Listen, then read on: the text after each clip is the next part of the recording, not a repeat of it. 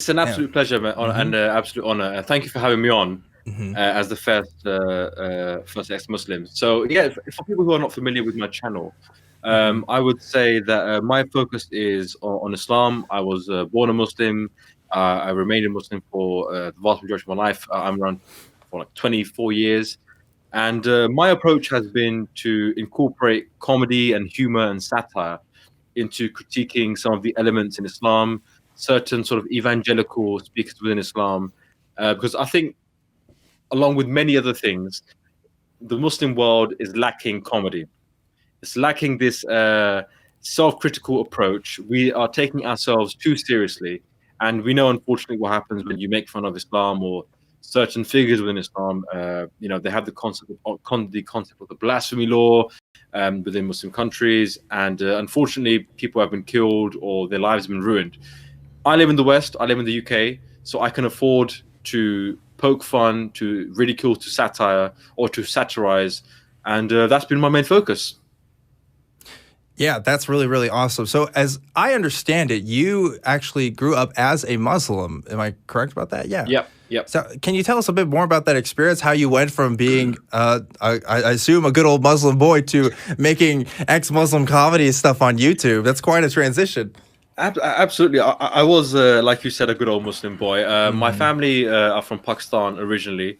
I was born in Pakistan. I came to the UK when I was 1 year old. So virtually my whole life I've been living in the UK. And I practiced my religion. I took it seriously. I never thought I would leave Islam. I was part of the Islamic Society within university. I internshiped at many different Islamic organizations. I read quite a few Islamic books. Like I used to watch tons and tons of Islam and Christian debates on YouTube. Be like, yeah, Team Muslim, or whatever, all that kind of stuff. I used to hate Christopher Hitchens, hate Mm. Richard Dawkins, hate Sam Harris, and now it's flipped. But anyway, but yeah, so I did take my religion seriously, and at the same time, I always had an interest in comedy, in drama. I was a bit of a clown at school, always a bit of a joker. So I suppose my two interests in religion and comedy sort of got married, or I sort of combined my two interests. And I always thought, Muslims unfortunately have this sort of, a lot of insecurity that we don't like taking criticism, or we can't take a joke. And I just kind of wanted to dispel that as a Muslim. It just so happened I started my YouTube channel after I left Islam, but I always had in mind that I want my channel to be enjoyed by Muslims also. I don't want them to always to be the butt of the jokes, but I want them to be part of the joke as well, if that makes sense. Yeah, Um, absolutely. Yeah, that's an interesting perspective to have. I like that you want your channel to be as inclusive as possible, but yeah, still kind of keeping those criticisms in there. And like, I mean, very valid points about how the religion works and how it can be problematic sometimes. That's an interesting blend. I imagine that subtle nuance probably doesn't go over well with some of the people that watch your show, huh? oh, absolutely. I mean, some people will have a knee-jerk reaction to any criticism or any ridicule, and they'll be like, "Oh, you can't make fun of this. You can't say that. You, whatever, whatever." Even if it's a very light joke, they just can't handle it. But you'd be surprised to know that a lot of Muslims who are practicing Muslims will, they've messaged me so many times saying, I'm a Muslim, but I support your channel. I support what you're doing. I think your comedy or your videos are funny and they're really good. Keep doing what you're doing. In fact, they actually suggest to me, can you make a parody of this video? Can you make a parody of this video? But the unfortunate thing is they always say, I can't share my videos publicly. Also, I can't share your videos publicly because if my family member sees or my friend sees, they'll be like, "Why are you watching these videos? Why are you supporting him? This is not right. You can't do that." So I think there's an undercurrent of support for these types of videos, of satire, of ridicule, of just self-critical sort of conversation. But unfortunately, the mainstream narrative within Islam is we don't do our dirty laundry in the public. We don't like it when people make fun of us, and we're certainly not going to support an apostate of Islam. So Wow. Okay. So just really quickly, I want to get people on calling the show. Our lines are open right now. We have 512-686-0279. That is our phone number to call in to talk to me or Veedu about pretty much whatever you want. Hopefully more so with Veedu's interest, obviously, in Islam and maybe his history and stuff with that, I think would be a more interesting call. But we'll take anybody. We'll take anybody for whoever wants to talk about whatever's on your mind. I do want to talk about this idea more about, you feel like how Islam is, at least mainstream Islam, is there's this idea that the religion itself can't be criticized. It can't be kind of scrutinized in a way, or else, I don't know, there's some sort of social taboo on that. I think that's a little bit different from a lot of the people who are watching this show who are used to living in the West, who are mostly used to Christianity. I think most people have seen a few Christian parody things once or twice in their lives, and it hasn't upset them too much. I mean, even Christians I know who know like movies like God's Not Dead, for example, like aren't super great films, but they kind of get what they're about. I mean, why do you think the culture is different there between Islam and Christianity as kind of a way to look at it? I didn't get the first half of your question, but I got the second half, so I can deal with that. But I think the difference comes from Europe went through a whole enlightenment, and they paid a very heavy price in ridding themselves of religion from the government. Many hundreds of years of wars, and that's once you go through that period, through that transition, you get something which resembles a secular democracy, a secular country, and this is where now they can make fun of the Catholic Church, or make fun of any Christian figure, or Jesus himself. The Muslim world, I would say, was actually probably more open to that kind of criticism probably 600 years ago. There are many sort of accounts of poets who sort of heavily criticized Islam and wrote even, very sort of erotic kind of material back in the days. Depending on which caliphate. Some caliphates were more lenient, some were not. But the Muslim world has, I would say, and I've said this many times, is probably its weakest it's ever been. This is considering the fact that the Muslim population has never been so big. We are in so many different countries. We have many oil resources, natural resources in our countries. But intellectually speaking, we are on the back foot. We haven't got a caliphate or a sort of empire of old. Technologically, we're not as advanced as other countries. We haven't got this idea of being critical, of thinking, or being independent. We don't like it when people stray from the grain, or rather go against the grain. And religion plays a huge part in this sort of victim narrative that we are oppressed, we are, the West is against us, the Christians are against us, or whoever, the world is against us. And there has been many instances in the last 50, 100, 20, or 50 to 200-300 years where the West and the Muslim world have been fighting, and the Muslims have been on the receiving end. But the difference is you don't become a victim. You don't take the narrative of the loser, and that's what we have become. I keep saying we because it's an old habit, but the Muslims have become a sort of a victim people, and we've adopted this approach, which is actually their biggest downfall.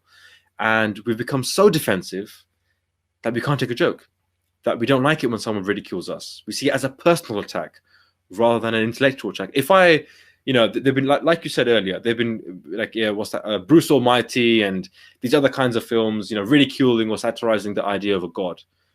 Christians don't really care. Even the really, sort of religious ones will be like, okay, that's a stupid movie. I'm not going to watch that. They're not going to take to the streets and burn cars down or incite violence. Unfortunately, we still have a very tribal mentality in the Muslim world, and I don't know how we're going to get over that. I really don't. That was what I was going to ask you, was what you thought would be the next best step, because I feel that I understand that. I mean, Muslims in the United States, they make up a very small percentage of our population. It's a little over a bit of 1%. Even in Texas, where we have pretty much larger concentrations of Muslims than most states in the United States, you still don't really see that many unless you're really involved in Muslim communities. I mean, they're they're on the outskirts of most people's minds. And I understand that, like, I don't want to harm people in the sense that I Mm. don't want to make a minority feel isolated in a greater culture, right? I definitely don't want to bring about a rhetoric that says like, hey, I don't want you to feel welcome here. I think that everything you stand for is against what I stand for, and you should just you should just go away. You know, like there's some people who definitely feel that. I'm more interested in talking about the ideas itself. You know, like if Islam is true, or like any form of Islam that is, like I want to know about it. I want to be able to kind of discuss these ideas, but at the same time, it's like, there's a lot of tension between talking about these kinds of ideas of, oh, well, we don't want to hurt these people, but at the same time, we do disagree. Like I do disagree with what Islam teaches. I do think that what's part of what it teaches is not correct. And so how do you have a conversation about stuff like that? I mean, it seems like you've been doing pretty good with having at least, you know, sketches about subjects, if not, you know, in deep commentaries and on some of the stuff you produce on your channel. What has been your method for kind of dealing with some of that tension? Well, I think that's a very, very good question, because people like yourself want to have an open conversation with people from all religions, and they want to be completely honest and, if necessary, be brutal in their honesty, not in a sort of brutal, in a sort of violent, in a violent way, but like, you know, I think this idea is a really bad idea. I think it's either violent or stupid or completely unfounded, and we should be having those conversations, especially in a country like yours, where you have a First Amendment. You can speak your mind, and that's fantastic. Now, the message I say for Muslims, I mean, the way I do it is, listen, I don't hate you. I've got nothing against you personally. Even the guys that I mimic and parody, I don't have anything against them personally. It's the ideas that I'm concerned about. It's the ideas that I'm interested in. And I think we can sometimes get lost in the debate, lost in the sort of technicalities of the debate and the details, and be like, but this point, but that point. At the end of the day, it's up to you to make a human connection with whoever you're speaking to. And I'm not saying I'm like amazing at that or I'm the best at that, but I always try and think, if my parents were watching my videos, would they get that I'm not trying to sort of stick a needle in their back, but I'm trying to make a larger point, a bigger point, a more important point. And at the end of the day, you have to portray that you care about Muslims, because if you care about human beings, for me, I believe in human values, right? I don't care what religion you belong to. Even if I think your religion or ideology, whether it's political or religious, is really bad, people can change. People do change. And, you know, I'm living proof, you're living proof. There have been people that believe in much worse forms of either Christianity or Islam and have turned away from that. So you always try and appeal to their humanity and just be honest. You have to be honest. You have to be honest and say, I've got nothing against you personally, but your ideas or this idea is terrible, it stinks, or it's not scientifically found, or not scientifically true, or whatever it is.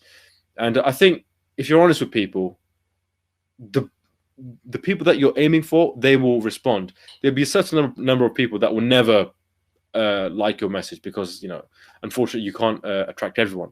But the majority of people, even if they disagree with me, they say, I still like you. So that for me is a victory.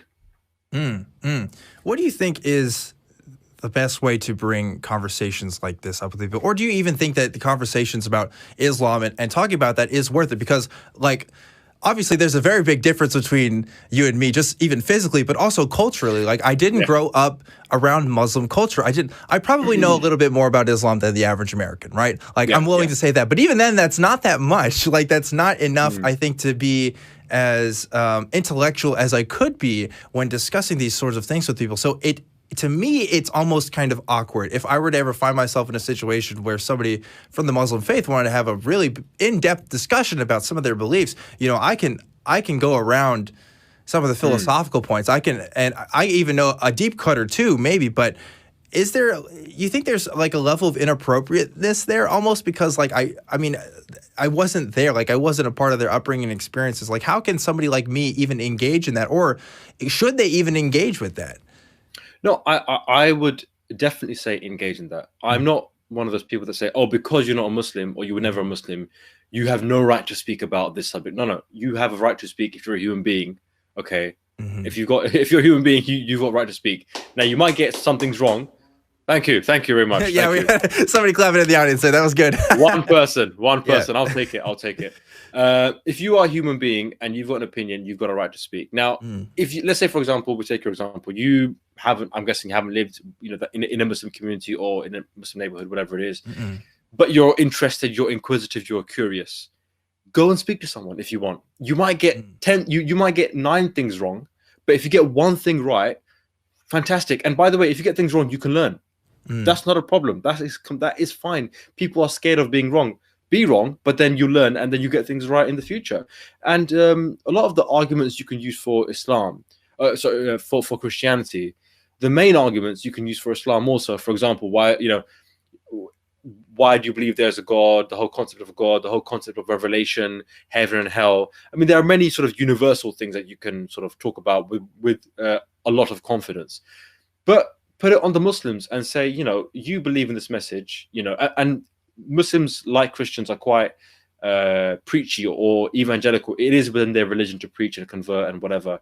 I'm not even trying to paint a nasty picture of that, but they are evangelist kind of religions. So they will be happy to talk to you. They will be happy to speak to you. And listen, if you're interested in talking to someone, just do it. Even if you fumble and you find it a bit awkward, so what, man? I'm sick and tired of this. Oh, if you're not from this community, you can't speak to them. Or if you haven't had this experience, you can't speak to them. No, if you haven't had the experience, it's even more important. It's even more important that you speak to them so you can understand where they're coming from.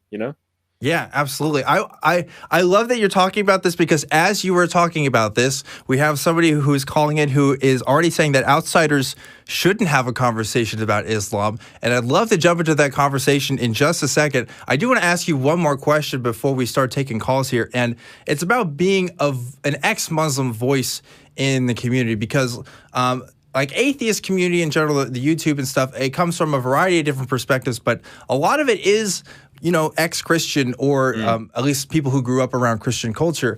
And I don't always see an intermingling between these kind of ex-Christian, ex-Muslim, ex-whatever communities and stuff. There's kind of a silo effect that goes on. Do you think that this is a result of the culture, like we're saying here? Do you think that there could be more efforts to be made to kind of unify those communities? Or do you think that, everything's just going just fine? You don't know what I'm talking about.